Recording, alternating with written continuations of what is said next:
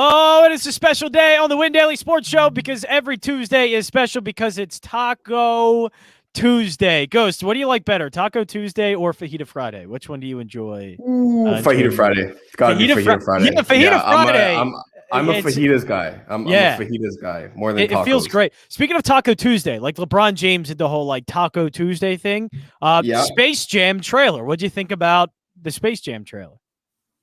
I'm really excited for it. I know a lot of people are kind of not really buying into it, but for me, like growing up, Space Jam was always like one of my favorite movies. That is one of my it's got to be one of my favorite movies to watch. You know, one of the most whether it's actually good or not, I don't really care. Just the fact that there's a second one coming out. Like I have a feeling it's going to be more people our age that are going to be rushing to the movie theater than the actual younger kids. So I'm pumped. I love it. I absolutely love it. I do too. It was good. It was good. Yeah, it's definitely going to be different. I don't think it will be a cult classic kind of the way Space Jam was.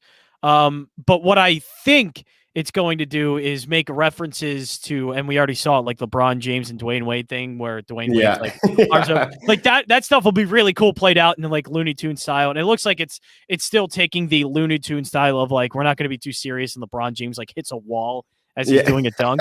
But seriously, one of the most like pleasing scenes of all time in any movie, any sports movie, is in the beginning of Space Jam when it's kid Michael Jordan shooting outside on a concrete in his backyard, and it's nighttime, and he's with this old basketball shooting on a chain net. And ever since that, I'm like, I need a chain net. Like that is the coolest. It's one of the coolest looking things of all time. Like it's one of the most pleasing. And then the music's playing. I can't say the guy's name because he's crap. But it's awesome. Like it's just one of the most aesthetically pleasing looking, great sounding, and coolest like looking scenes ever in the history of sports movies. And they actually have the same thing. And another one of my favorite movies too, like growing up, was Like Mike. Yeah, and it was the same style. It was the same style. Like right before, he sees the shoes on the power line, I guess I could say it. He's shooting hoops with a chain net too. So. Like I always told myself, Mike is another one. When I was a kid, I watched classic. Like, how can you not like these movies? Like, because it had players in it, and of course, Allen Iverson. Growing up as a Philly kid, like that was my guy. Like I loved that guy, and to see him in the movie was phenomenal. Like it just, man, I love that movie so much. All right, we're wasting time. Not that we're wasting too much time. What I'm trying to do right now is stall to let Ghost collect his thoughts. Because there are players being out, and now everything's kind of throwing a wrench into some plans, I would say. And as you can see, we already have the slate up for you. 8-game slate for the NBA tonight. Let's just start off with this first. You have said on this show multiple times you like to attack the Clippers with ball handlers. And boy, do they have a tough task tonight. Damian Lillard is basically a lock in your lineup. Yeah, there's no way I'm not playing Damian Lillard tonight. You could construct your lineup any way that you want. FanDuel, DraftKings, Yahoo. I don't really care what site you're playing on, but I don't care how expensive he is. There's no way I'm not playing Damian Lillard tonight. There's no chance. You have the infamous Damian Lillard wave to Paul George when it ended up sending them home from the playoffs too, and multiple game winners against this team. Like he absolutely despises that organization. He takes these games personally. He's going to go out there and ball out. And then on top of that, you look at just fundamentally and from an analytical standpoint, what the Clippers have allowed opposing primary ball handlers to do against them pretty much throughout the entire season. I mean, even the weakest point guards in the league are dropping 20-plus points on them. So put the ball into Dame's hands tonight, coming off a very light game, if I could put it that way, against OKC, where they absolutely blew them out there. So him and CJ are going to be fresh. I'm really locking in Damian Lillard, and I'm definitely going to be playing one of Paul George or Kawhi Leonard on the other side as well. So that's one game. And again, Lillard, it seemed like it was going to be the easiest one here because you like attacking the Clippers with primary ball handlers. But the one game where he had a couple of guys out, of course, are two of the best players on that team. It's Sabonis and Brogdon for the Indiana Pacers. And this is one, like, you immediately came on the stream, we were talking, about this NBA slate, looking through. And these two injuries kind of had you go, I'm not, this slate now is looking a little bit grimy, a little bit weird. What about this game specifically and those two injuries that made you go, whoa, all right, this is kind of changing everything a little bit? So I had no problem full fading this game. Like, to me, the slate started at 7:30. I was like, okay, I'm not going to have any exposure to that first game, maybe I'll get a couple shares of Nikola Vucevic because it's just a day ending in Y, and so obviously I'm going to play Vuce. But like, it's just I was like, man, I want nothing to do with this game. Like it can be two fundamental basketball teams, or it could be, two offenses that can run fairly well, or Chicago can run well and Indiana could just play the Virginia type basketball where they're just very sound and fundamental and they win this game 100-93. Like it wasn't really a spot that I was attacking, but with Sabonis and Brogdon out, it completely changes the complexion of the slate just because of how cheap all the alternative options are. I mean, especially with how weak shooting guard is tonight, how can you not play Karis LeVert? Like it's just even throughout my entire lineup, I was like, okay, am I going back to Gary Trent Jr.? Like the Raptors are still down Fred VanVleet and Kyle Lowry. I'm just gonna go right back to the same spot that I did yesterday. And then now all of a sudden you end up having LeVert, who's gonna walk into this game and take 20 plus shots and play 35 plus minutes against a very weak and beatable Chicago defense. So it's like it's very hard for me to get away from LeVert right now. I don't know if I can really do it. I feel like I'm just going to lock him in, and that's the stance that I'm taking right now. Things could change an hour leading up to lock. You never know what could happen there, but very tough for me not to lock in LeVert. And even a secondary piece like Jeremy Lamb or Doug McDermott. I mean, these guys are both $4,000. Jeremy Lamb sitting there at 3,400 coming off injury. I mean, all these guys are walking into 20 plus minutes with LeVert playing 35 plus, and he's going to get all the primary touches, right? So LeVert and Miles Turner are definitely the two benefactors, but I'm just not ever attacking Vooch ever. It's just not happening. So Miles Turner takes the quick L for me there. Leads me to lock in Karis LeVert, and I'm likely going to go one of Jeremy Lamb or Doug McDermott as well. I'm just going to wait to see the starting lineup, see what's going on. And the main thing is that I know Jeremy Lamb is not going to start. I'm not going to see, like if McDermott starts or Jeremy Lamb starts. Like, no, like we know for a fact Jeremy Lamb is not going to start. I would be shocked if he did. For me, it's more so I want to see if TJ McConnell is starting. If TJ McConnell is coming off the bench again, Jeremy Lamb kind of ends up taking enough of a hit for me to prioritize Doug McDermott for only $700 more on DraftKings.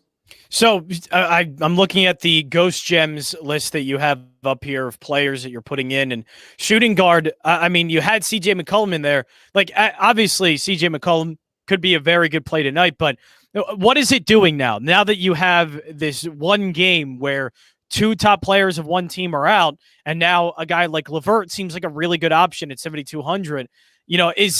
Is that taking McCollum out of the lineup? Is that now just going to be your primary shooting guard that you're inserting all the time? Like, how does it change a position group like that when you have like CJ McCollum in there, Diallo in there, Gary Trent Jr., Dante DiVincenzo? Like, what does it do to those guys that you did want to play? I mean, LeVert probably knocks them all down by a spot, and he instantly takes over that top spot for me. I mean, you can make the argument that Paul George is still the number one shooting guard on the slate. And it's definitely possible that Paul George ends up leading the position in scoring. But for me, Kawhi Leonard was always the priority in that game. And it was the same thing with CJ McCollum. Like, it was more so like, hey, here's a good option. Here's why. But if you're playing Dame, I don't want CJ McCollum in my lineup because I want Dame taking 25 shots and I want him just dominating the game, right? It's the same thing with Kawhi Leonard. Like, I don't want PG taking a ton of shots and contributing defensively. I want Kawhi doing everything on the court, right? So, I mean, we know that both of those guys are the Robins to their respective Batmans, but at the same time, they could easily take over a game themselves, right? So, I wrote up all four of them, really letting the subscribers kind of saying like, hey, where do I want to go personally, and kind of just leaving the option open to them. For me, it was the main takeaway that I wanted to illustrate in listing those four guys was you need to play at least one from each side, and if you are playing two, you might as well play all four and just stack the game. Because if you're playing CJ and Dame and you're hoping that both of them go for 30, well, if both of them are going for 30, then PG and Kawhi need to both go for 30, right? So, I mean, if you're either playing all four or you're playing one of each, really depends on your lineup construction.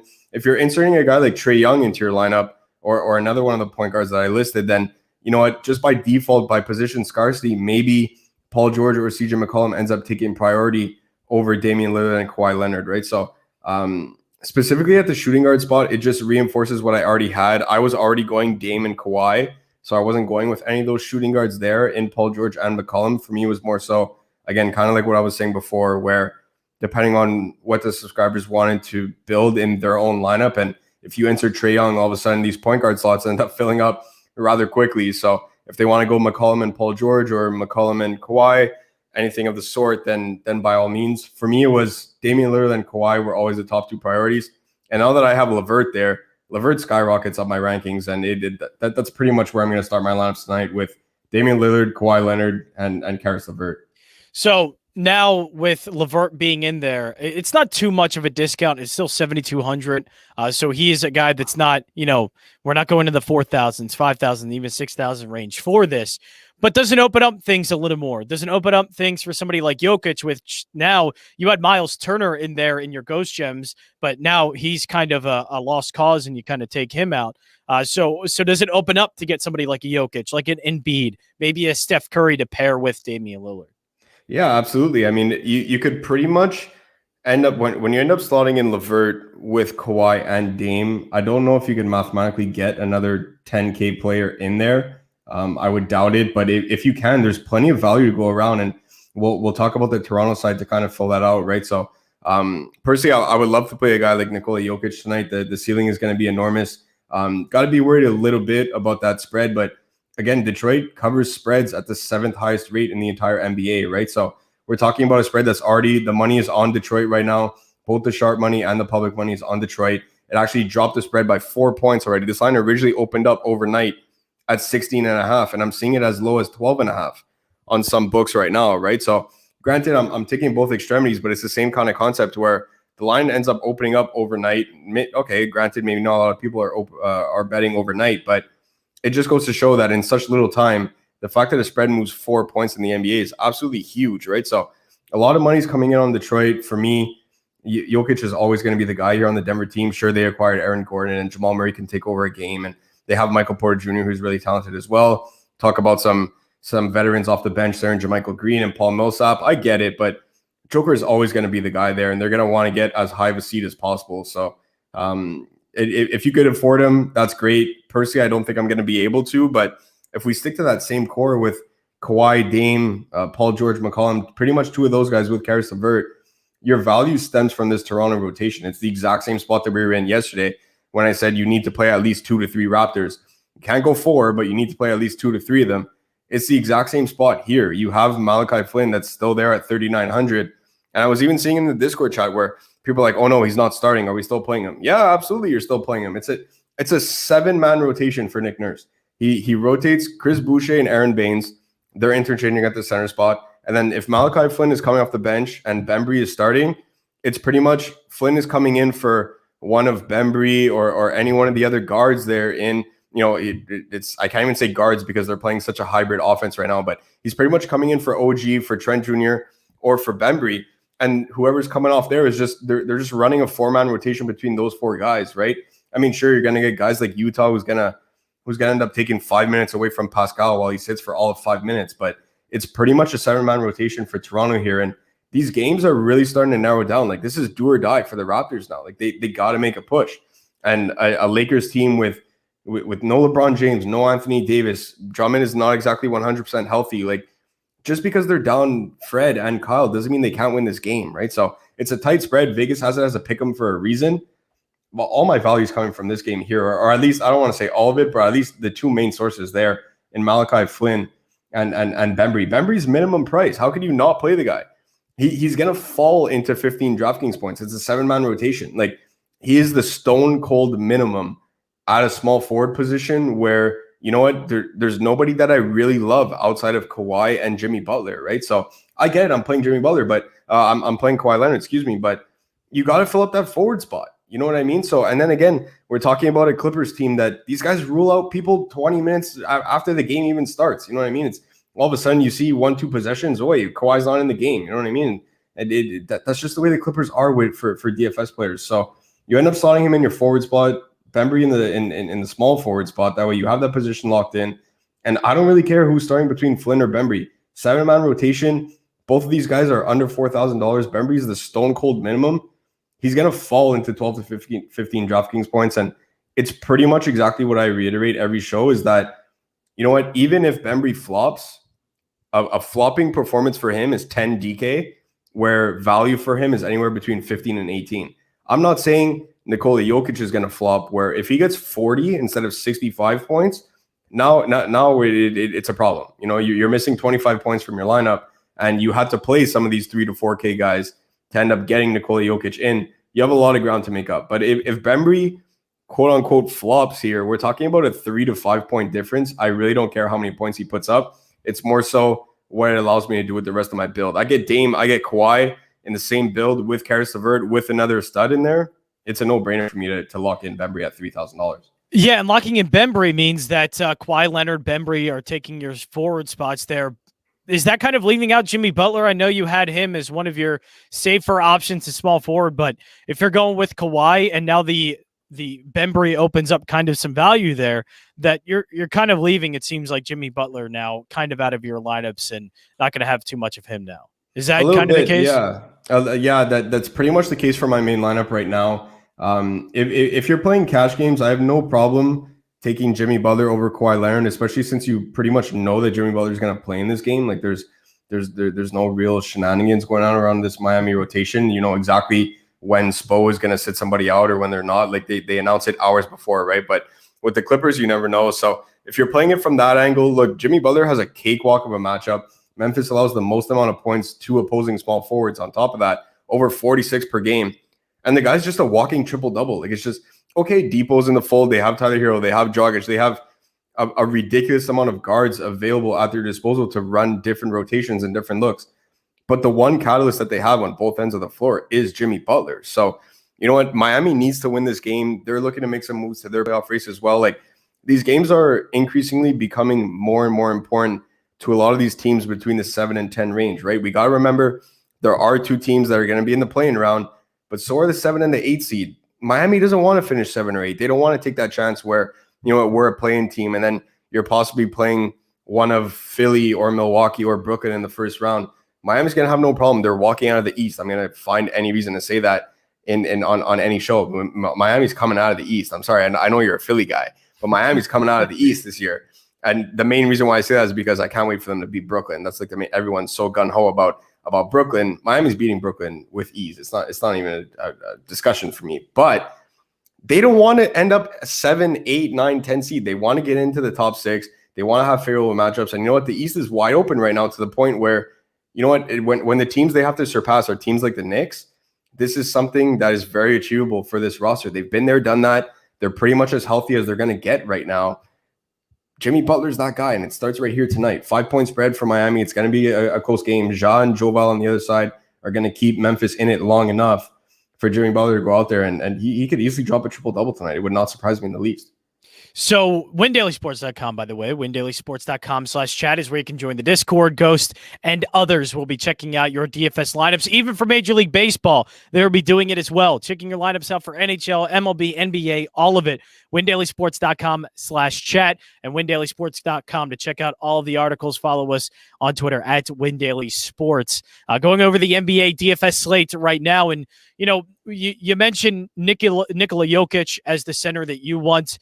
Any chance for Embiid? I only say that as, you know, he's beat Boston, but is this more of a problem of minutes for Joel Embiid? Like, why? I guess what would be the reasoning for Jokic and Embiid? It seems like it would be minutes at this point. That is the one sole reason for anybody that's if you're paying all the way up at center tonight. And even for me, it really depends on what happens in New Orleans, right? I'm hoping we get that news as soon as possible. Because if both Zion and Ingram are out, again, it's lather, rinse, repeat. We're going right back to James Johnson, Jackson Hayes, Willie Hernan-Gomez. We're going right back to that trio there, right? And there's a ton of value to be had.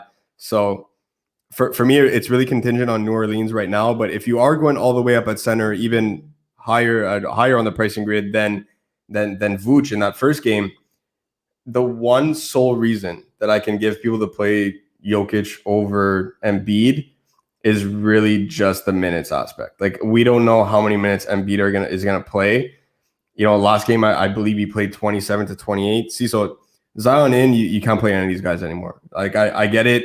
James Johnson might still start. Maybe they start, like, even Steven Adams might not play in this game. They might start Hayes. I don't care who they start. I don't care who's coming off the bench. I'm not touching that front court if Zion is in, unless we get news that he's on a hard minutes limit. Because Zion's the guy that when he's on a minutes limit and they say 20, it's actually 10.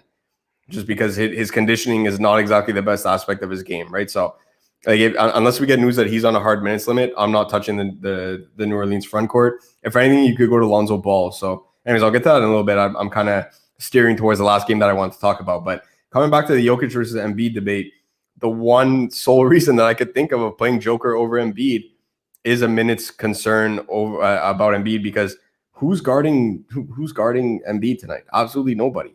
I mean, all due respect to Robert Williams, I'm a big Robert Williams fan. Everyone knows that. We've been talking about Robert Williams pretty much since the month of October when NBA even first started. We were playing Robert Williams when he was minimum price, and he's getting 5 blocks in like 30 seconds, right? So I've been campaigning for Robert Williams to start for quite some time now, and thankfully it finally happened when they traded away Daniel Tice and Tristan Thompson's injured. They pretty much don't have a choice now.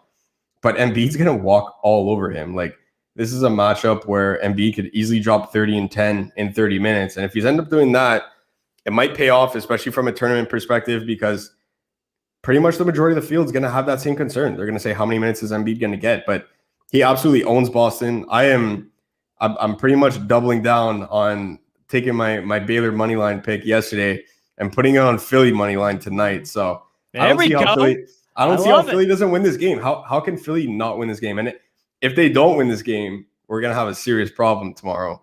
But I don't see how they don't win this game. Like, there's nobody to guard Embiid. Marcus Smart is a very good defender. He's an all NBA defender. I get that, but Simmons is also like 9 feet tall and just has a way longer reach than Marcus Smart. So he's going to be able to drive with ease. And we've seen it throughout these Philly-Boston matchups. Philly is just Embiid is too strong. There's nobody that could go out there and guard Embiid. So give me 25 minutes of Embiid. Give me 30. Give me 35. I don't care. At this point, I'm not getting shares of this game in the DFS perspective, but I just need Embiid to take over the game early and strong enough where Philly ends up winning this one. And I really do think that's exactly what happens. Yeah, I do think Philly ends up winning this. And also, I do think Embiid, the Minnesota game was, I think, the one to get his feet back under him. I do think he ends up playing his usual minutes in this game, and he does very well against Boston. By the way, Philly loves to play well and beat Boston for some reason. I don't understand. This is the time to do it, right? The Brooklyn just announced that yes, KD's coming back. Exactly, but they just lost James Harden for the next 10 days, right? So KD's not going to go out there and play 48 minutes in his first game back. He hasn't played in 2+ months. So this is the time for them to really make up some ground and, you know, really chase down that number 1 seed and really solidify their playoff positioning, right? So it's a very important stretch for Philly coming up. And now we're seeing All-Star should be a regular workload on Tuesday, right? So if no one's playing Embiid, it's going to be tough for me not to play him. Like, I don't see anybody guarding him. This is a game where, look, is he going to put up the 90 DK points that he had when he had that, you know, monster game, pretty much second best game behind Russell Westbrook the other night when he dropped 96. I don't know if he's going to hit 90, but I can see an easy path to 35 and 15 here for Bede. Couple blocks, couple assists, just because he's going to get doubled in the post. Like, this is a smash spot for him. I absolutely love playing him against Boston. So I'm going to do a bit of digging after the show. If we get confirmation that he's regular workload, going to be very tough for me to not slide in Embiid there. Yeah, and I'll definitely be looking out for that as Doc Rivers has his pregame press conference. But so the value we're seeming to find in Toronto, any other value that we can find somewhere? Because it does seem like we're going to have to pay. If Joel Embiid has his regular workload, we're going to have to find a way to try and pay up for Joel Embiid, right? We're going to have to find a way to fit in Damian Lillard, and it seems like Joel Embiid. Now, LeVert is somewhat of a discount from the guys we were thinking of, Kawhi Leonard and Joel, or Kawhi Leonard and what's his name? I'm forgetting. Jimmy Butler. Damian Lillard. We were trying to get in, but at least Karis LeVert, now you can drop him a little bit. Maybe you can get Bembry in to get in Kawhi and somebody else now. But where's the discount? Where are we just looking strictly at Toronto now with New Orleans and Zion being in that game? Is that now kind of a can't really go near that one? Even if there is a minute restriction on Zion, we don't know it going into the game, and we're not sure what the rotation is going to be like. So are we just strictly looking at Toronto when it comes to value? Yeah, so I'm 100% locking in Malachi Flynn and Bembry.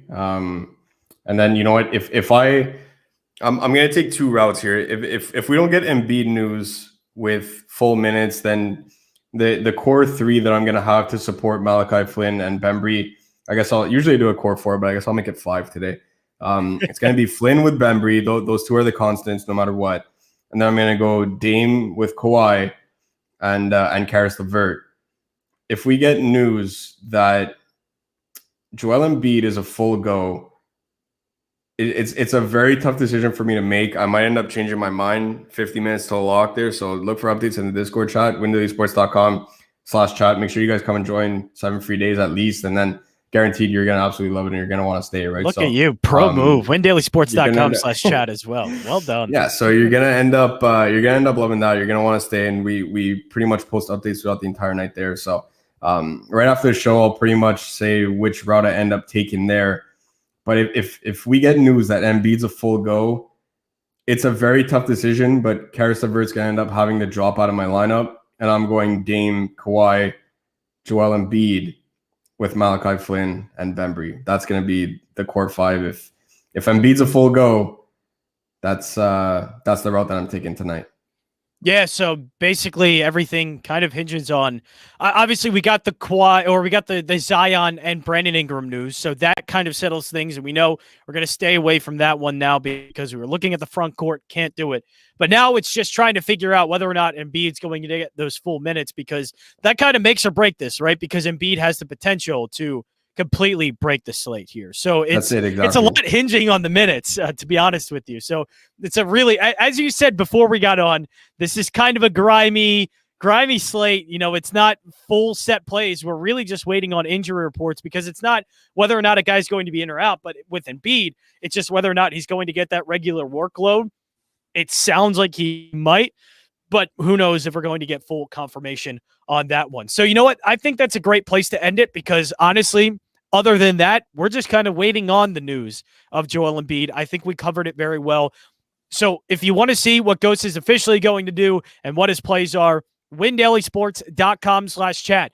I would say to get in there now, because if you want to win on this slate tonight, you're probably going to want to last minute see what Ghost is doing, because there is a lot of movement hinging on Joel Embiid's status, whether it's going to be minutes restriction, full workload, whatever it may be. So Ghost, phenomenal job tonight. It's been great, because this is the first time in a while where, you know, we usually had 2 games to focus on, and that's it. This was where I saw the mind of Ghost ticking, and it was a lot of fun. At DFS_Ghost. Again, congrats on the Baylor money line, by the way. Thank you. At Jon Jansen 34, you can follow me. Mets stink again. Phillies beat the Mets last night. Let's do that one again. But windailysports.com/chat. We're waiting on a lot of news, and so Ghost will tell you last minute plays on there. So go check it out, windailysports.com/chat.